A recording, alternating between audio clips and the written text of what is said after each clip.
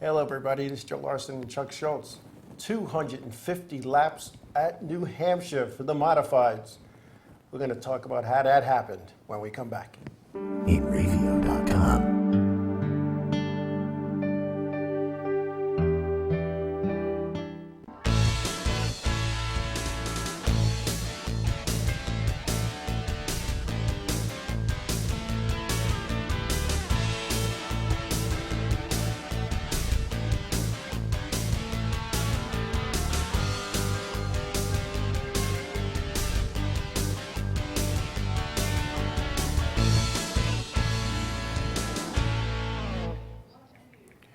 Hello again. We're back. New Hampshire. The modifieds were scheduled for 250 laps, and they did it.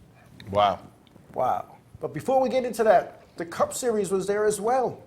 And we have the results there. They always want to put on a good show at New Hampshire. And we do.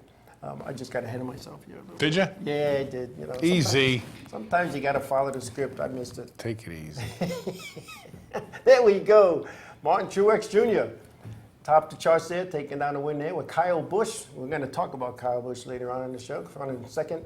Denny Hamlin was third. Brad Keselowski was fourth. Ryan Newman fifth. Kyle Larson sixth. Kevin Harvick seventh. Clint Boyer was eighth. Daniel Suarez ninth. And Jimmy Johnson, we haven't heard him in a top 10 in a long time. Right. Out the top 10. It's been quite a while. You know, it's amazing the way they put on a show at New Hampshire. And I always thought that once Bob Baer left and Speedway Motorsports took over, it wasn't going to be the same. And it's better. Nothing against Bob Baer and the group that he had put together when he built that track.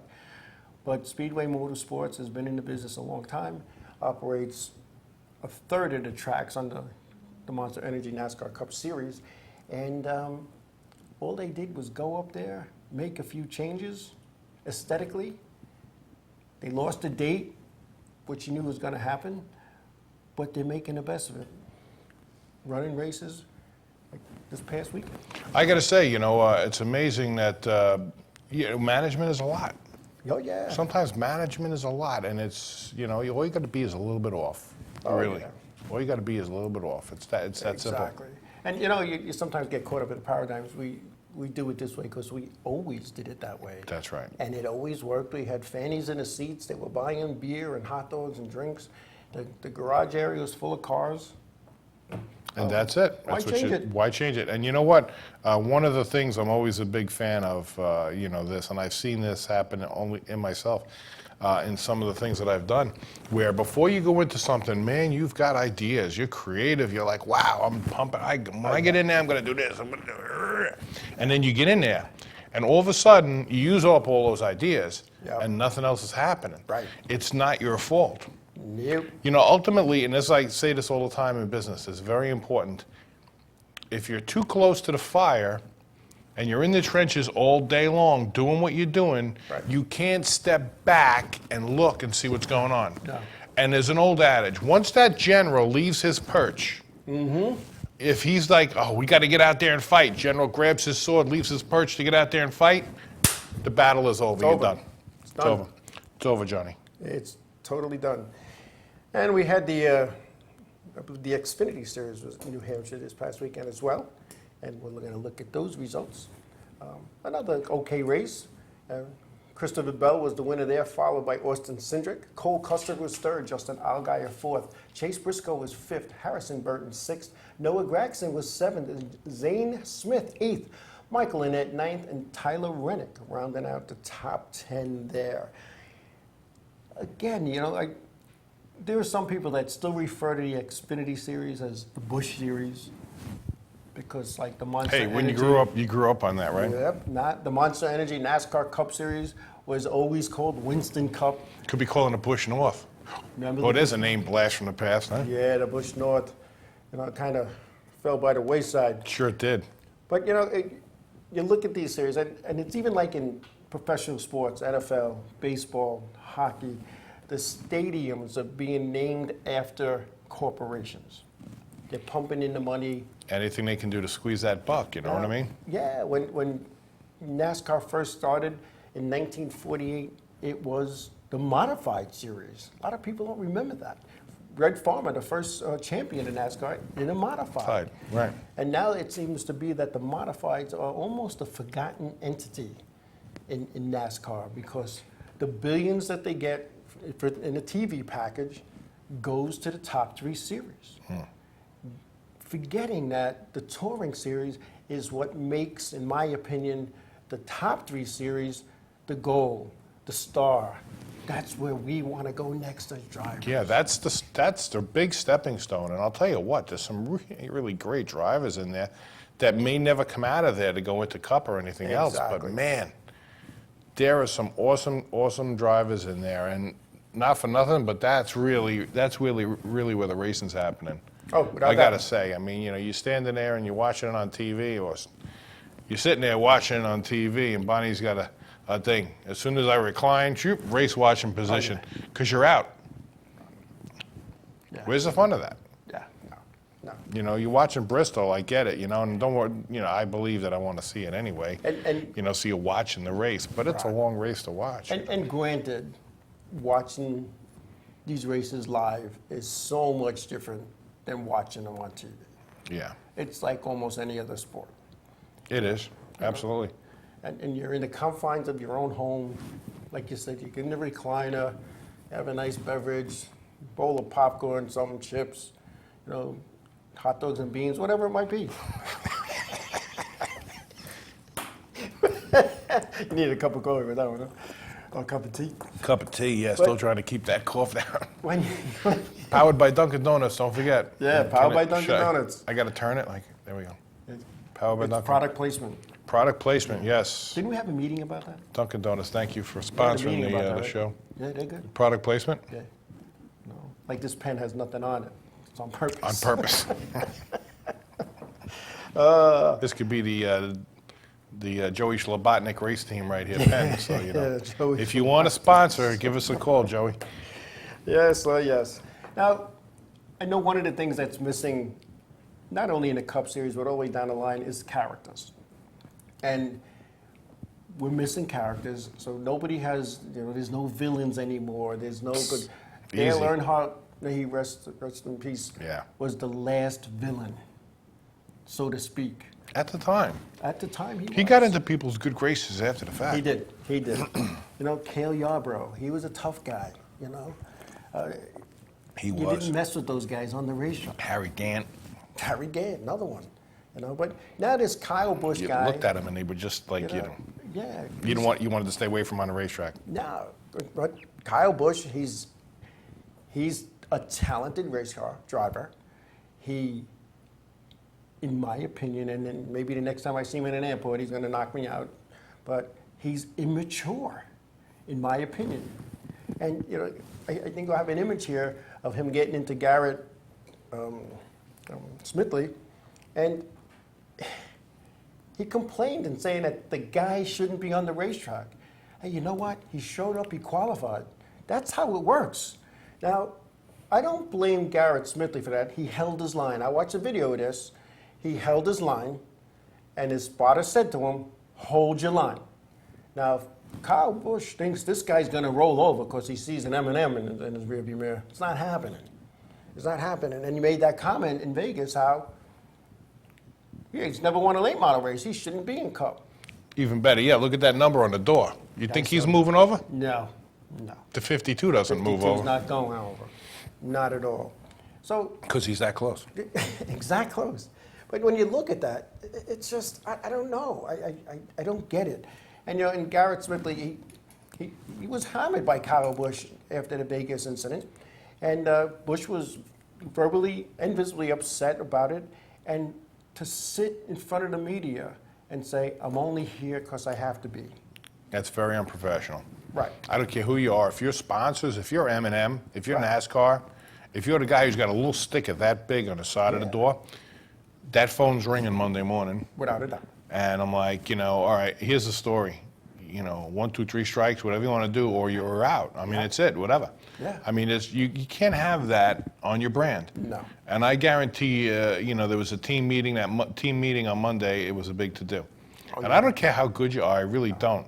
No. Because you know what? I've had really good people in all kinds of forms, whether it's racing or business.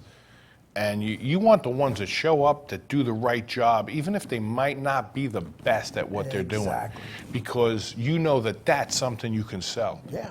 I don't care if he's the best and he's going to win his next race. You know what? Right. That's very hard to sell to a sponsor. Oh, yeah. Because they're going to see that and they're going to be like, well, I don't want to be part of this. No, and Smithley, he's been racing and been successful at every series he's ever raced in. He started out in Bandoleros when he was 15 years old by a car bought by his parents. And from his first race, he has a little decal on his dashboard. It says, "Patience, never give up." Now, he's 27 years old, and he made the race. He made it perfectly fine. I mean, that's what he did, right? I mean, Yeah, he did everything he had to do the right way. He wasn't snaking down the straightaways, in and out of control in the corners. He held his line. And again, the spotter told him, hold your line. Kyle Busch's spotter should have said, you're coming up on the 52, drop down. Didn't. Kyle Busch decides he's going to clock him. And I saw it in an in-car video colors. His head like snapped. He hit him so hard. His head, he did this. So he didn't just bump him, he banged him. Hoping, I guess, to get him his cage rattled. This kid, he's not a kid, he's 27 years old. You know what? He didn't rattle. He didn't rattle. He held his line, and I think that cost Kyle Busch the win there. Well, I think part of that also is the fact that I think he was, somebody said it before, they posted on our Facebook page about it. He's a crybaby. Oh, I mean, he was very upset, and he's letting that translate right through to his driving, which again, not professional. No, not at all. You know, you can't do that. You got to keep it together and go on. Right. No, without a doubt, without a doubt. And it's every week with Towers. If he doesn't win, he has that attitude. And even on days that he wins, he's a sore winner. Well, you know, blah, blah, blah. No, we don't know. Keep it quiet. Just do your job. Go out there and race. Keep your mouth quiet, and that's the end of it. And that is totally the end of it. But anyway, we're going to take a break, and when we come back, we're going to talk about the NASCAR Whelen Modified Tour at New Hampshire, as well as the K&N Pro Series East when we come back.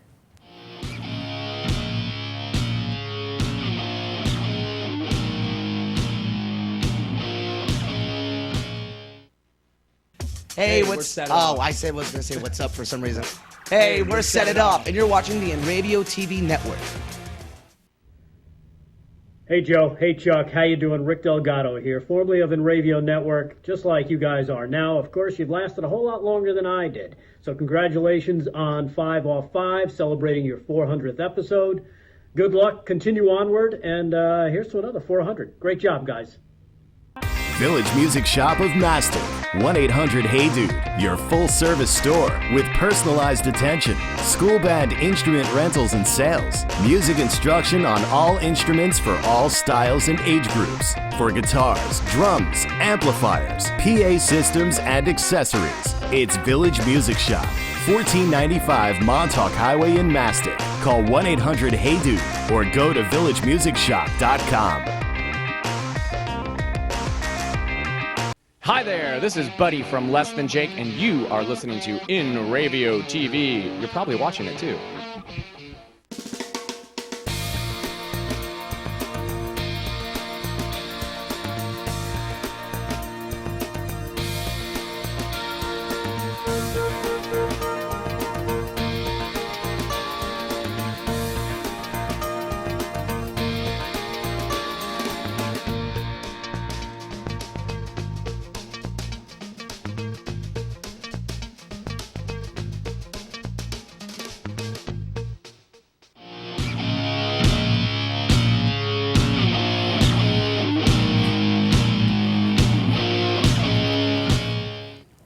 Welcome back, everybody. Welcome back. Welcome back.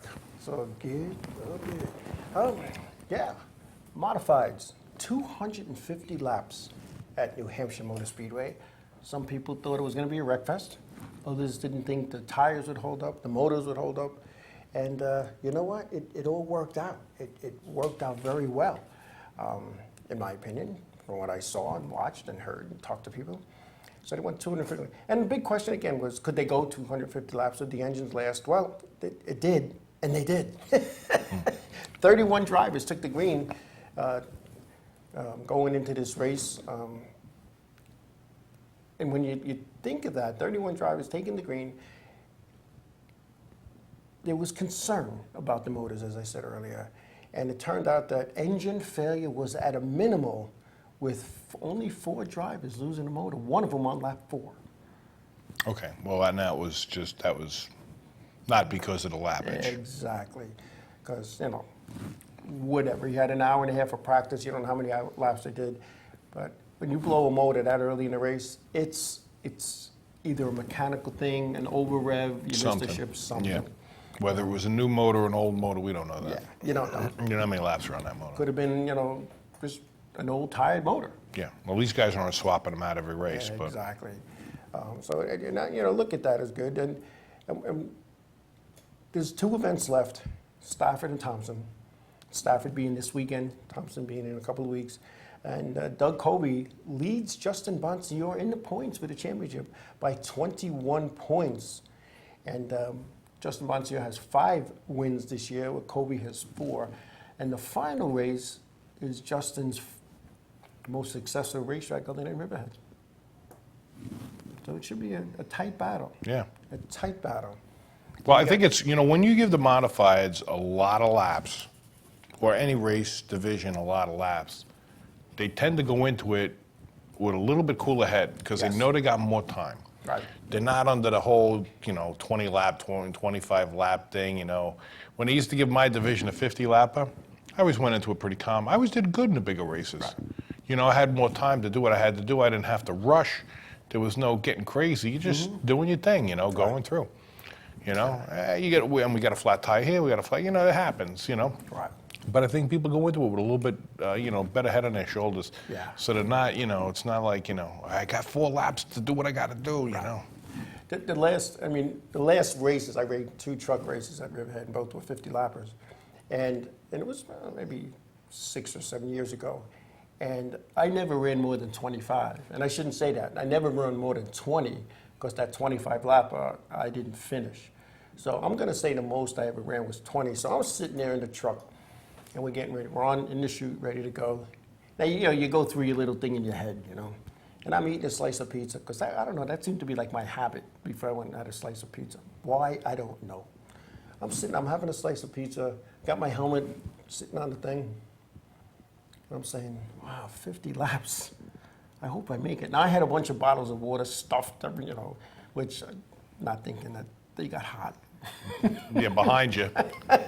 Right next But to anyway. Right next to the muffler right there, So the first 25 laps, my goal was to stay on the lead lap. Okay. Save the tires, save on the lead lap. And Bobby Pease graciously allowed me to race his truck. When I was doing the setup, I'm not going to say how he told me to do it, but when he told me to do it, I thought he was crazy. So for the first 20 laps, I'm holding on, and I'm not going hard. I'm like, this is going to not be good. Next thing I know, the right rear came in, and I was passing trucks at will without touching them, which was unheard of, Yeah. in my days. Without rubbing. Yeah, because I got good at doing bodies because I was fixing them every week. But that's also how you whack out your toe. So I in one of them, I made my way up to third, and we're going and going and going, and I had John Koza beating and bang me in the back. And I said, I got to stop this guy. So I throw, you throw the rhythm off. You go a little low, a little lower, a little slower. And I burped it coming off the corner, and he didn't. And around I go. Mm-hmm. So I just did the 360 and kept going. And he still apologizes for that. It was my fault. I did it. But he didn't know that. No, but Because you can't tell a burp. I mean, that's like, No. you just think you're coming in extra hard. I was trying to break up his rhythm, so I got a little space. But anyway, Well, you did. yeah, It worked out good yeah, in reverse. in reverse. So you look at that, like you said, the longer race, it's more patience. And like Garrett Smithley said, patience. And they don't pay for winning lap one. And it's not who passed the most cars, it's who's in the end. It's only one lap that pays. Yeah, and that's the last one. Last one. So anyway, 250 laps at New Hampshire Motor Speedway, and the finish looked like this. Got it coming up. For the modifieds. Modifieds. You're welcome. That's what happens when I don't follow the script. There you go. Thank you. Bobby Santos III finished first, driving the Dave Sapienza car, who's still a little weary from that crash at Wall. John McKennedy is second, Doug Colby third, Chuck Hosfeld fourth, Justin Bonsignor was fifth, followed by Matt Swanson in sixth, Rob Summers in seventh, Chris Pasturak eighth, Gary Putnam in ninth, and Craig Lutz finishing 10th. An awesome, awesome race. Now I noticed that, and you know, social media is going to be the demise of many. A lot of people trashing Justin Bonsignor, and it's people who never raced. In my opinion, I don't remember them racing, and people who just have this habit. And correct me if I'm wrong. All they do is watch their car on the racetrack. They don't see what's going on in front of their car, behind their car, next. They just, watch their car. So when something happens, they want to blame somebody, and they want to blame Justin for saying he's aggressive, he's this, he's that, all negative stuff. And this comes with being talented. And I watched a video in the incident that they claimed that he took, I believe it was Ronnie Silk out, and he was holding his line, and I'm thinking, the way I saw it, and unfortunately I only had one angle, and we all know angles could change things, but the way they touched, it was almost like the car he hit was trying to duck in behind him to get that low groove, that power groove, and he just misjudged it. Because when you catch the back end of somebody with your wheel, that has nothing to do with what they think. Justin kicked the rear end of the car around to hit him? No. And people need to think about these things and stop trash talking. And it just drives, even like Eric Goodale, he was trash talk for the move that he made. He didn't make a move. He held his line, and the caution flag was thrown behind him. And and you see these, and I call them fence grabbers. They're on the fence. They're on the fence. Oh, he stings. Go back to Riverhead. Well, you know what? They're partial to certain people, and that's just going to be that's going to happen no matter what. Unbelievable. And you're racing. I mean, that car is going to slide. Exactly. No matter what, when you come in and out of a turn, that thing's going to slide, man. And all it's got to do is a couple inches this way or that way. The one guy on the outside, he's trying to stay tight in. The guy on the inside, he's trying to keep it on the track. Right. The guy on the inside slides a little bit. All they got to do is tap, and that's it. It's over. Yep. You're so much on the edge that all you need is a little bit of a tap. You don't need a lot. No. And you're going. No. And the tires. Rubbing is racing. What are you going to do? They're not what they once were, but that's on purpose. It put the drive back in the driver. Right. And that's what we all want as race car drivers. We want to be able to drive the cars. And, well, no matter what you put on a race car, the drivers are going to take it as far as they possibly can until that thing is right on the edge. Right. Whereas if a stiff wind blows, they're going. Right. And an arrow push, you're going in and somebody goes by and the air, I've seen cars so many times. Jerks you around, just brings you right around. And it's the air. And I know when I took those laps at Daytona back in, I guess it was July, when I was running by myself, that window, when that was flapping, the hood was doing this, and then I got behind somebody. All of a sudden, the hood calmed down, the window net was just going a little bit, and all I heard was motor. But when I went by him, it was like being shot out of a cannon. Because you're in the pocket. Exactly. Yeah, I mean, it's like being in a convoy and being in a rocking chair. It's like nothing. You could virtually take your hands off the steering wheel and it's just going to pull you along. Right. But, I'll tell you what, I always, and this just happened accidentally, but it was a great learning experience for me as far as that goes. I always tend to take something that's totally, totally way out, like on the bad side, and see how that performs, because it's so bad that you can see all the bad things and how they happen. Right. So now you can look at them a little bit closer and make them better, right? Exactly. Well, let's go back to the 75 Chevy Nova, right? Here, picture this: 75 Chevy Nova, typical racetrack car, short track car. It's got the Camaro bumper on the front. Yep. No nose, just got the hood. Yeah. Right, hood's wide open, 75 Chevy Nova, right? Yep. You got a windshield on it, that's it. There's no side windows, there's none of that. There's not even this isn't like a 5-star body where you got the nose and you got a window in the back and Yep. quarter windows and all of that. None of that. Right. Took it on Pocono, 2.5 mile track. Going down the straightaway at 130, 140 miles an hour, the nose, the hood of the car, it's got hood pins, but the hood of the car, I think that car might have had hinges on the back, but the hood of that car was bent up like this, big curve like that. Yeah. From the wind getting under it. Okay? So now just so you know, this is a great learning experience. Just so you know how much that lift had, the car was actually hopping side to side. Because it was so much off the ground. I had to lift it to get the tires back on the ground to come into turn one. Yeah. And unbelievable the amount of aerodynamics and stuff. Now, I'll tell you what, that's, of course, a 2.5 mile tri-oval, right, or so forth and so on. But now, there's aerodynamics at local tracks, too. Right. Quarter mile, half mile, 5/8, Thompson, New Hampshire. There's aerodynamics here, too. Oh, yeah. All that stuff comes into play. It does. And you put you right on the edge, boy. I mean, when that car started hopping like this, I knew that. And the reason why it was hopping was because you could see the flag, and the wind was blowing, and it kept blowing the car this way, and I would turn it and bring it back, and I would blow the car back that way. And it wasn't even like it was sliding; it was hopping. I've never had that happen to me in a race car before. That was weird. So what are you trying to say? Crazy. It is, and a lot of people, the people who never raced and who've never been on a racetrack and want to make comments of who shouldn't be there and who is, I call them, again, fence grabbers. They're on a fence like this. Or it's like the guys, and I always say, when they come into the pit area after the events and they're looking at the cars and they stare at it, and they're staring at the front end, and I say to whoever's with me, what do they think they're looking at? Because odds on is they don't really know what they're looking at.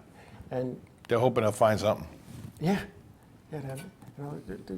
I had, and I'm going to say this, I had a new official come work with me and when I was on the tour, and I was instructed to have him shadow me and teach him what I could about tech. So you're having a conversation. I say, the guy's like 21 years old, 20 years old. So, Young guy. you been involved with No racing a experience? long time? He goes, no. Oh, how long you been involved? Well, I saw an ad. They were looking for people. I applied. Oh, Really? what knowledge you have on racing?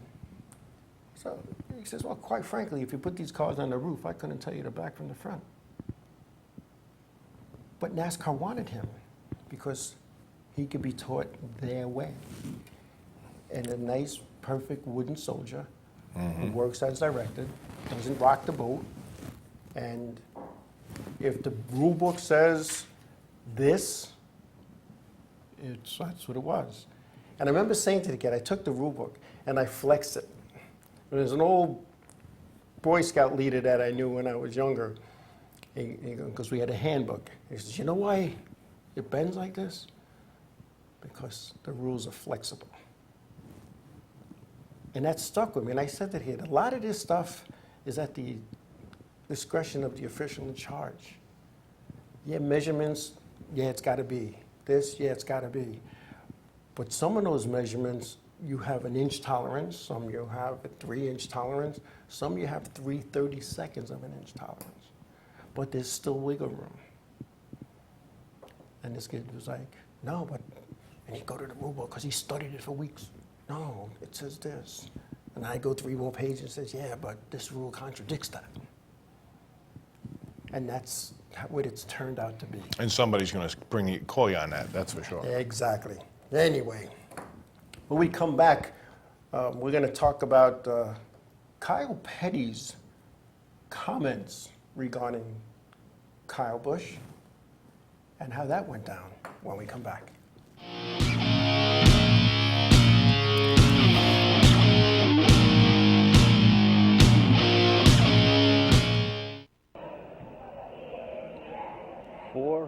Shows, huh, Joe? There was questions out there whether you would make it past one show, let alone 400. Sorry I can't make it there, guy, but I'll make it for the 500 show, okay? You take care. You and Chuck are kicking ass. Again, good luck. See ya. Hi, I'm Remington. I'm Emerson. And I'm Sebastian. We're Palais Royale, and you're watching Inravio TV. There we go. The world of advertising has changed. Radio, TV, and newspaper revenues have declined drastically. Why? Because businesses have realized that advertising return on investment isn't what it used to be. So what can we do about it? Well, that's easy. Advertise online. Own a local restaurant, real estate agency, or even a national retail chain? Whatever your business, Inravio can get your message out there. And we can do it at a fraction of the cost. Call today and see the difference for yourself. This isn't TV. This isn't radio. This is Inravio.com. Hey, this is Chris Les Jake, and if Inravio.com spots you at an event wearing this bracelet, they will give you $100.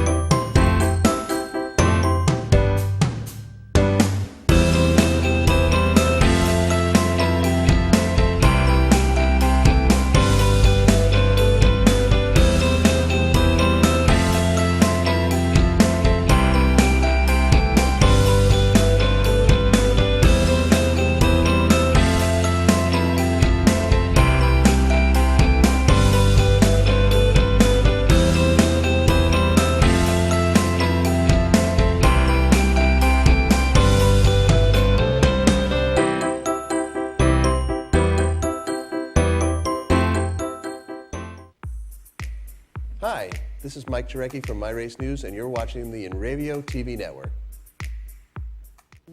Hey guys, this is Jibs from Ocean's 8, Alaska, and you're watching Inravio TV network.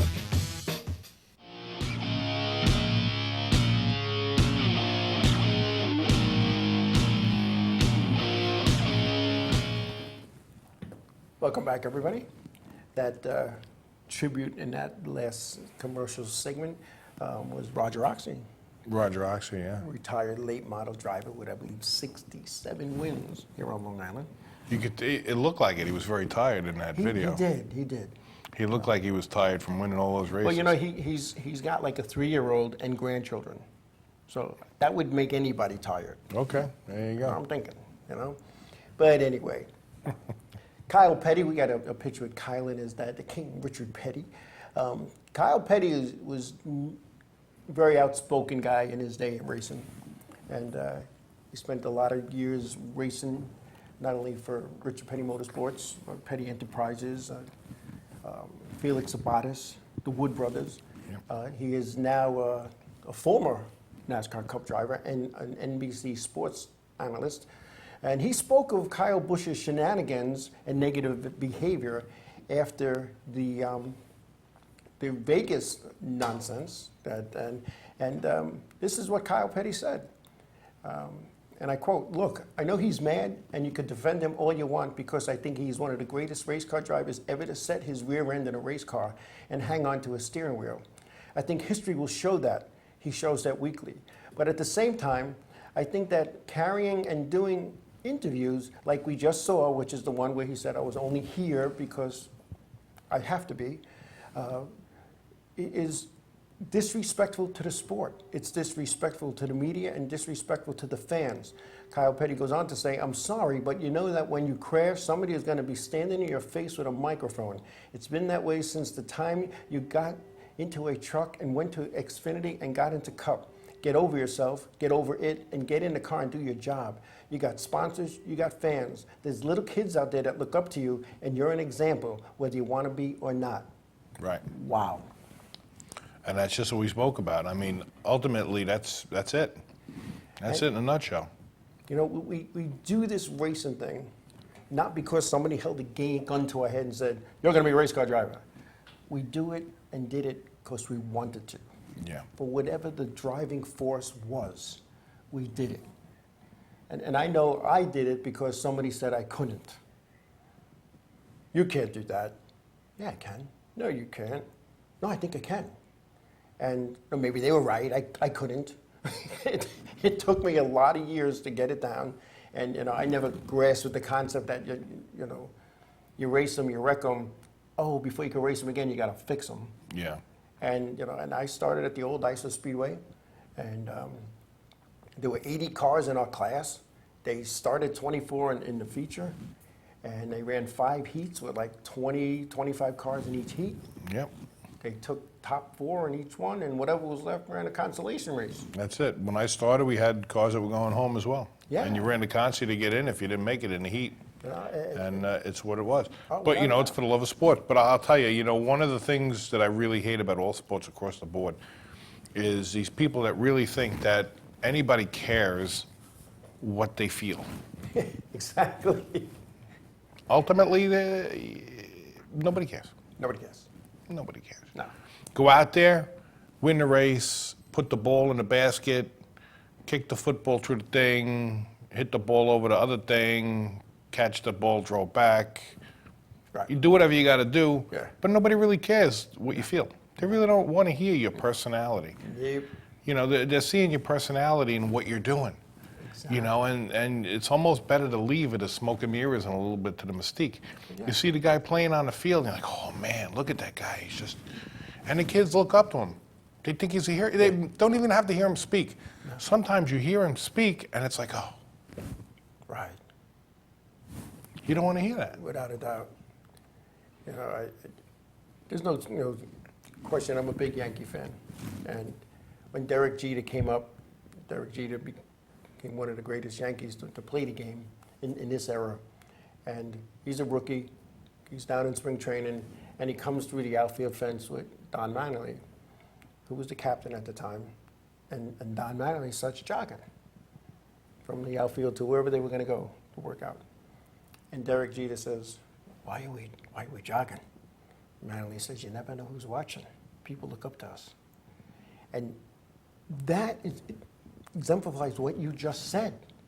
You know, little kids look up to these sports athletes. And if anybody thinks a race car driver is not an athlete who's in this suit and a helmet and gloves and shoes in 180 degrees, Absolutely. you know, making left-hand turns every, you know, whatever, every minute on the bigger tracks and every 11 seconds on the short tracks.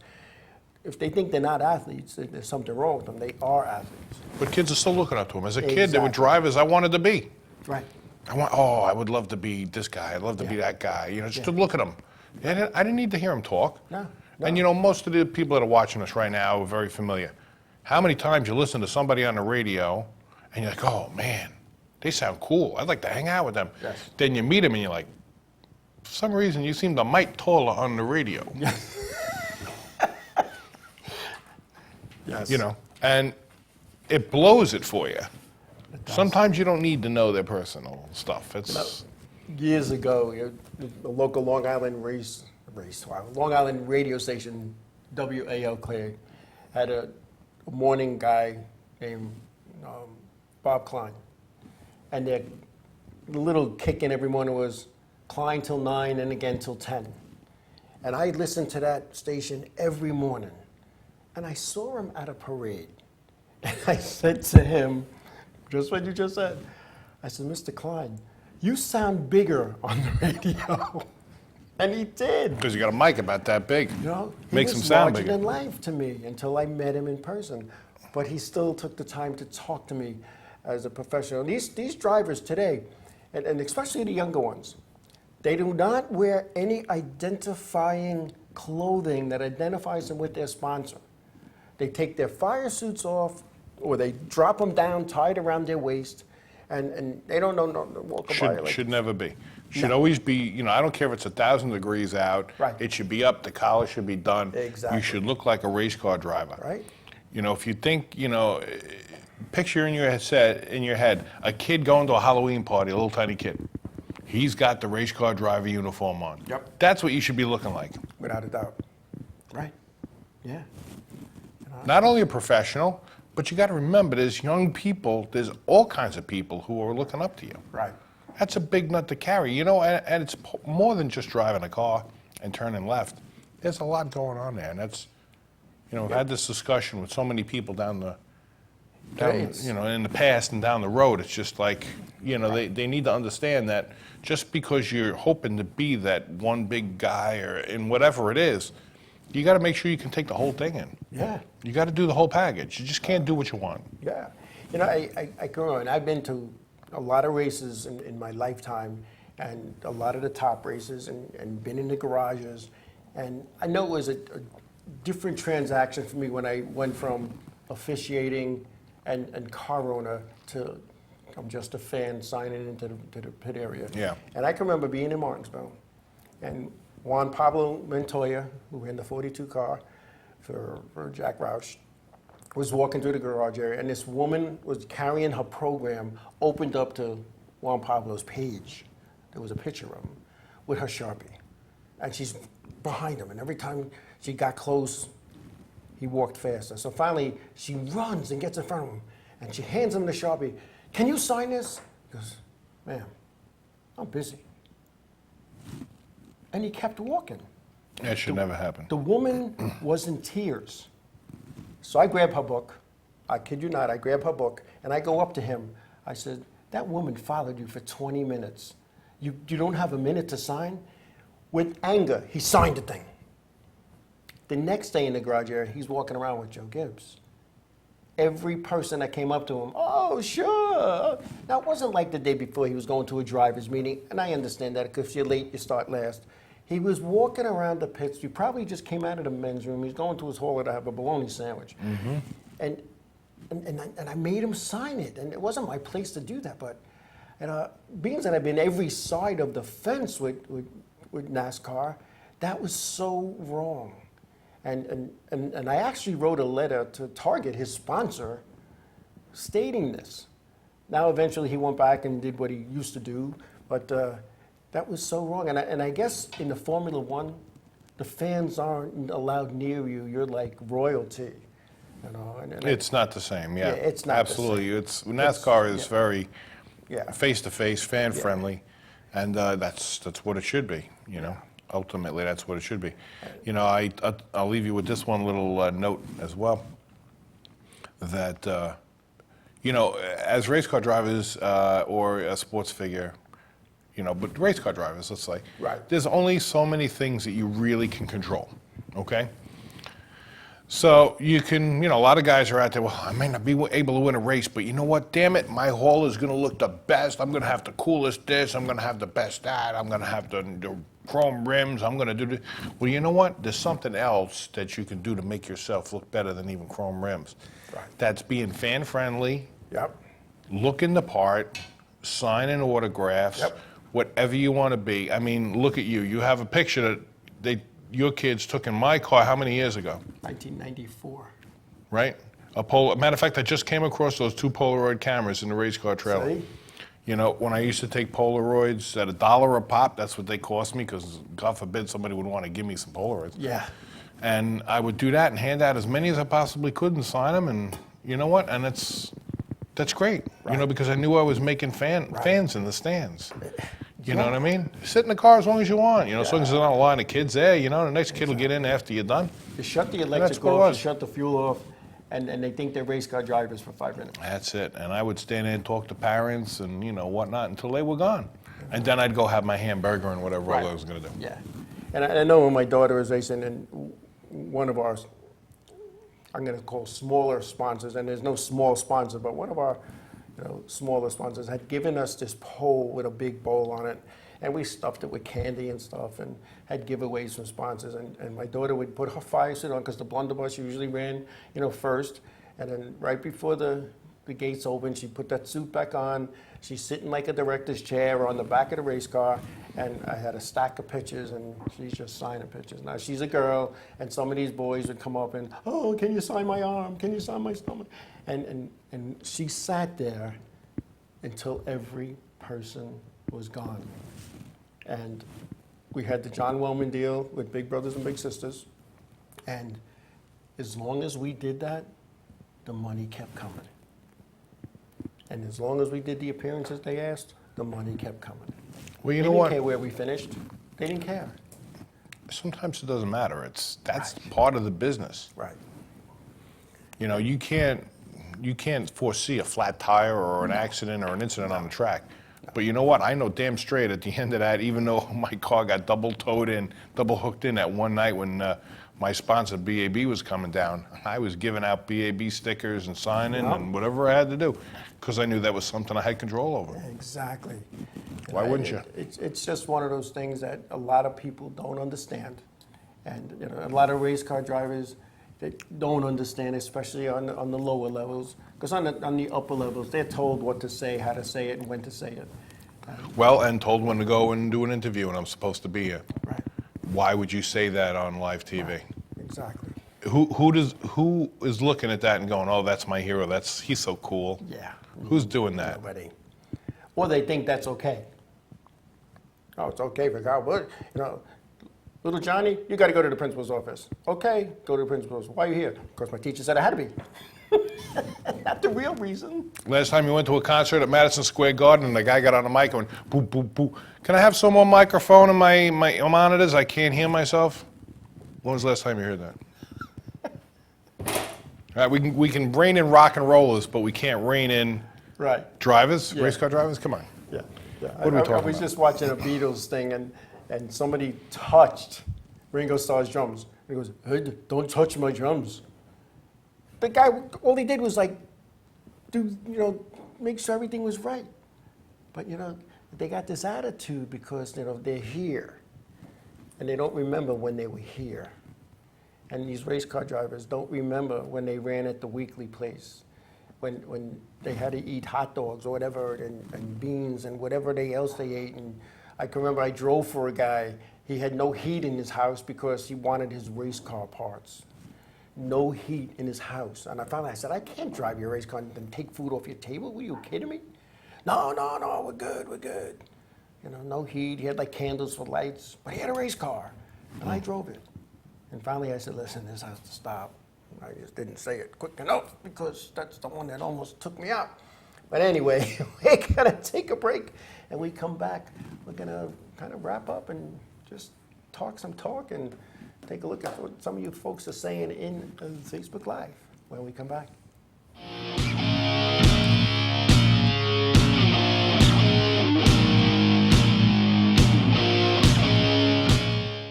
Village Music Shop of Mastic. 1-800-HEY-DUDE. Your full-service store with personalized attention, school band instrument rentals and sales, music instruction on all instruments for all styles and age groups, for guitars, drums, amplifiers, PA systems, and accessories. It's Village Music Shop, 1495 Montauk Highway in Mastic. Call 1-800-HEY-DUDE or go to villagemusicshop.com. This is Sal Cardi Jr., driver of the number 39 NASCAR Modified. I'd like to congratulate 505 on their 400 show. Keep it up, guys. Good job. You can catch their racing show on Inravio.com TV. Check them out. Hey, I'm Raul Panther. And I'm Commander B. Hawkins. And I'm Mark Weller. We're some of the proto men. If we see you without this bracelet, you get punched in the But if you have this bracelet from Inravio.com, you can win $100. Put one of these on, or else.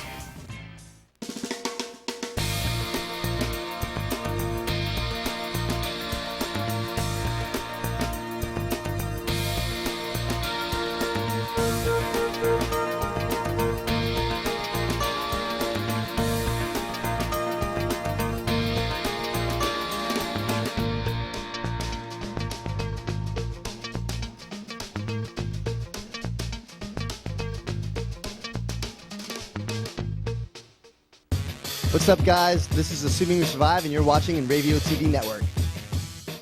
The world of advertising has changed. Radio, TV, and newspaper revenues have declined drastically. Why? Because businesses have realized that advertising return on investment isn't what it used to be. So what can we do about it? Well, that's easy. Advertise online. Own a local restaurant, real estate agency, or even a national retail chain? Whatever your business, Inravio can get your message out there. And we can do it at a fraction of the cost. Call today and see the difference for yourself. This isn't TV. This isn't radio. This is Inravio.com.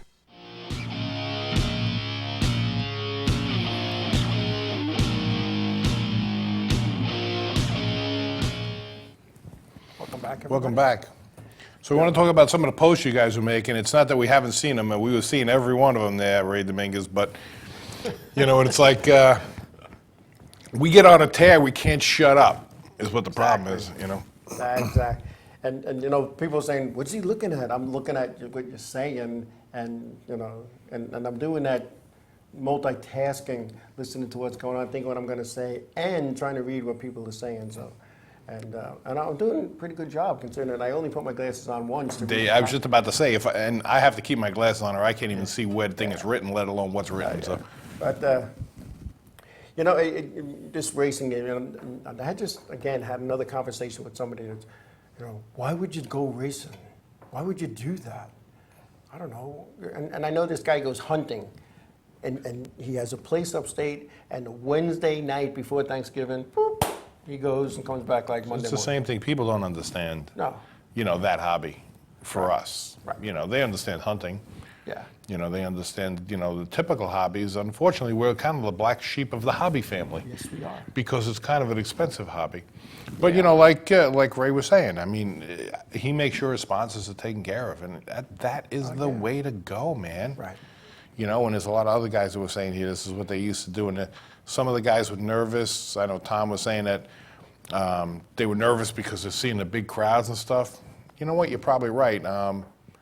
There are some, you know, I could imagine, you know, if you start getting, you know, a whole bunch of people coming at you at once, it can kind of get you freaked out if you're not used to people. Right.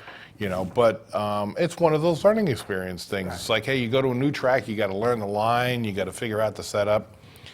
You can't forget about the rest of it, you know what I mean? And I mean, look at it. When Earnhardt started the whole selling, you know, paraphernalia and all the rest of the stuff, everybody laughed at him. They thought that was, you know, now that's really the big sell. Yeah.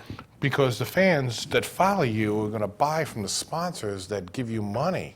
Right. You know, it's a really big part of the package. Yeah. And you know what? Most of the people take it for granted is, you know, oh, well, we got to do this. Who should we get? Well, get Joey. He'll do it for nothing.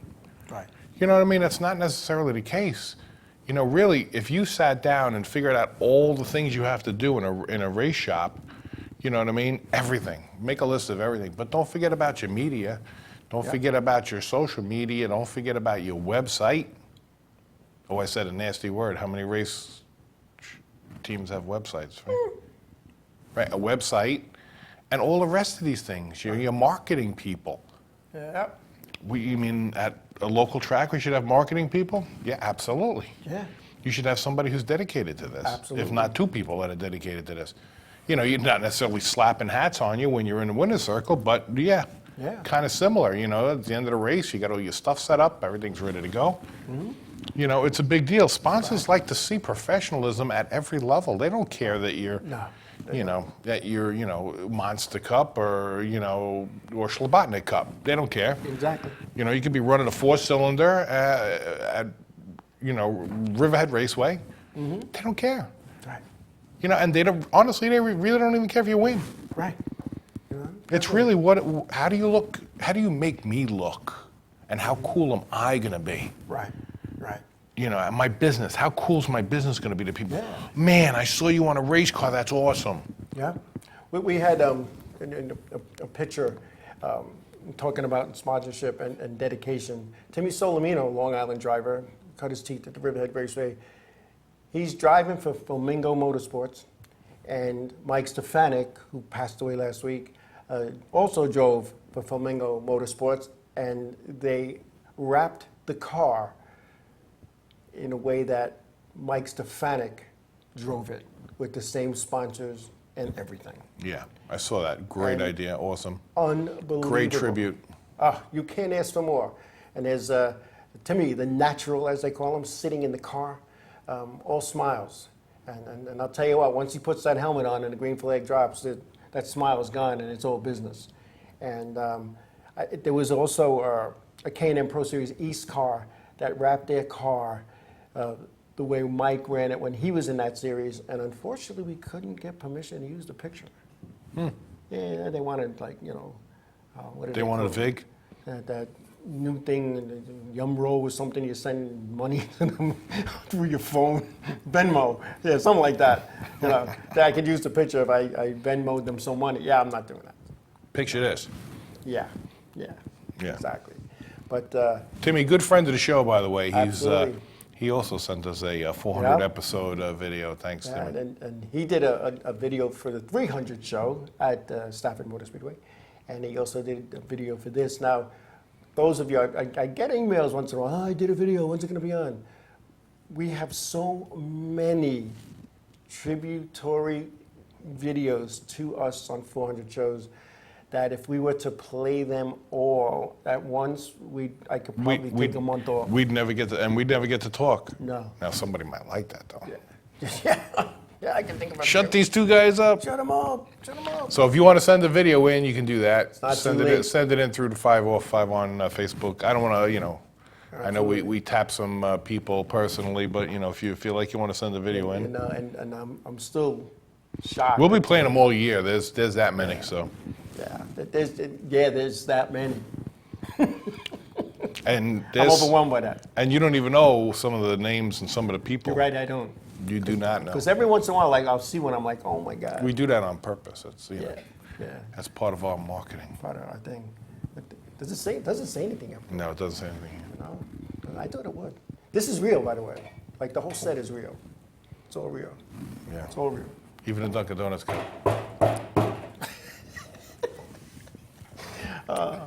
You know what, Chuck? I said this to one of my friends. No matter how, I think you can say crappy on the internet. No matter how crappy my day is, once the lights go on, it's all good.